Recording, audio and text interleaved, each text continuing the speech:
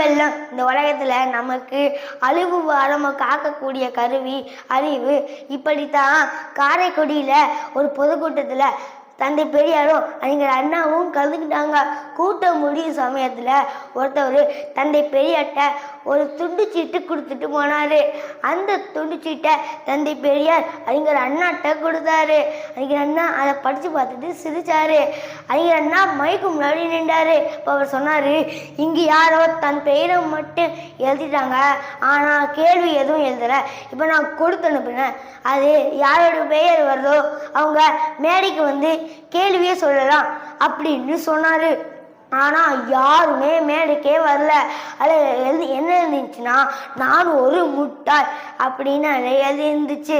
தந்தை பெரியார் மைக்கு முன்னால நான் ஒரு முட்டாள் அப்படின்னு சொல்லணும். அதுதான் அந்த துண்டு சீட்டு கொடுத்தவருடைய நோக்கம். அறிஞர் அண்ணா அதை அவருக்கே பொருந்துற மாதிரி செஞ்சிட்டாரு. அறிஞர் அண்ணாவுடைய அறிவு கூர்மையை நினைச்சு அந்த கூட்டமே பாராட்டியது. நண்பர்களே, இதைத்தான் திருவள்ளுவர் சொல்கிறார், அறிவு அற்றம் காக்கும் கருவி, செருவாக்கும் உள்ளளிக்கலாக அரண், சொல்லும் வெல்லும். நன்றி, வணக்கம்.